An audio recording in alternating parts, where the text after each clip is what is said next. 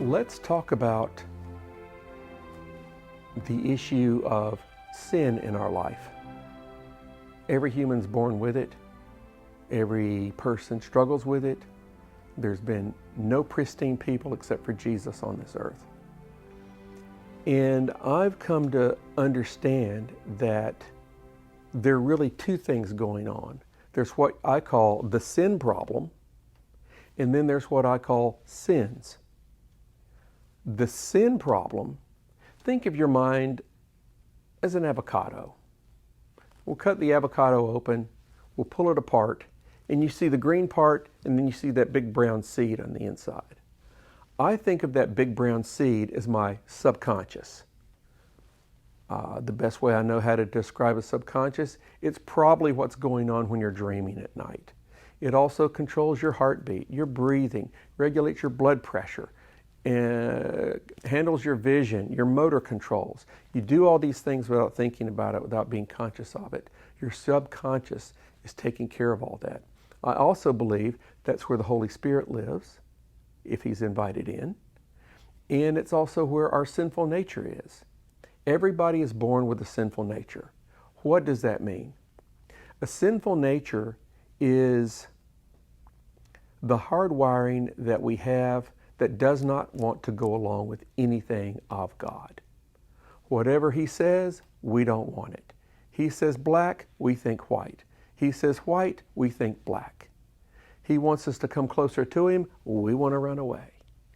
We're all born with that. We really have very little control over it. God doesn't hold that against us. We're born that way. We had no choice in the matter. Now then, what that sinful nature produces, it also produces ideas, thoughts, attitudes that are going to take us in a direction that God doesn't want us to go, that we weren't designed to go in. We don't want to do that, but we do it anyways because we almost can't help it. So let's say the idea to eat ice cream if you're a diabetic. If you want to run a stoplight, if you want to get angry at the driver that's going slow in the fast lane, on and on and on. It can be from the very simple to the extremely grotesque, extremely perverted, extremely wicked. All the gamut. Your sinful nature produces these ideas, and then we have the choice whether or not to act on it. And once we yield to our sinful nature in certain respects, let's say you want to start using drugs. It's gonna, if you're super stressed out, you might be tempted to use drugs to mellow you out, to deal with it so you don't worry about it. As you give in to that a number of times, the next thing you know, now drugs are in charge of your life and you got no say in the matter. Could be alcohol, could be all kinds of things. If you yield yourself to something often enough, now it's in charge. And our sinful nature produces these bad ideas, these bad thoughts, and it produces the sins in our life. The bad word, the words that are either hurtful or destructive in life, or even a tone of voice, and also all sorts of actions, harboring certain attitudes towards people or towards situations. All those are sins produced by a sinful nature. Going to Jesus at the cross, picturing Him hanging there, and just walking up and saying thank you. That simple act floods the Holy Spirit into your subconscious, and it starts going to war with your sinful nature. It starts doing something you can't do, that I can't do. And so what happens is you have an idea to be angry at a person for hurting your feelings. Let's say they've legitimately done that. And so you're going to get angry.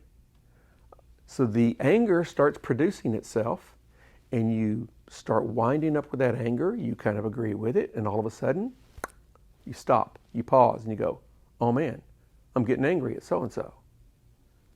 That's Jesus. That's the Holy Spirit in you going, wait a minute. And then He gives you the idea or the attitude of, you know what? I'm going to decide it doesn't matter. I don't care. They hurt my feelings. I'm going to let it slide. So what? I'm going to even forgive them. And you have a choice. You can either go with the anger, or you can go with the attitude that Jesus has just given you, and it'll change your life. And that's what victory over sin is all about. The difference between a sinful nature and sins. Sins we're held accountable for. We're responsible for those. A sinful nature, that's God's problem, and He'll deal with that. And then on the other side of it, Jesus on the cross took care of our lifetime of sins. In the Garden of Gethsemane, He became sin for us. He did battle with our sinful nature. That's why He sweat blood. That's why 3 times in the disciples' hearing, He said, "Let this cup pass from me." In other words, I don't want to do it. I mean, this is a holy person saying that they don't want to obey God. So He's having this battle with His sinful nature. Satan is full on assaulting Him. You've got to not do what God says, which is go forward. So Jesus is struggling with this, so much so that He sweat blood. So that's what the battle of sinful nature is all about. Jesus is the only one that can deal with it. And as a result of walking out of that garden victorious over our sinful nature, He then became responsible. He took on, or He assumed the guilt for our lifetime of sins, our thoughts, attitudes, words, and behavior that all spring from our sinful nature. He became responsible for that. He allowed us to beat Him beyond recognition, to rip all the flesh from His back with that whip, to impale His head with a crown of thorns, to march Him outside the city, to strip Him naked, to nail Him to a tree, and to hang Him up to be tortured to death so that people could make fun of Him and mock Him. He did all this because that's what we deserve. He lifted it from us. He took full responsibility for this whole mess in human flesh. In the meantime, lifting all this from us, and He paid our price, and He finished it. And that's what all you get when you go to the cross and you say thank you. Give it a try.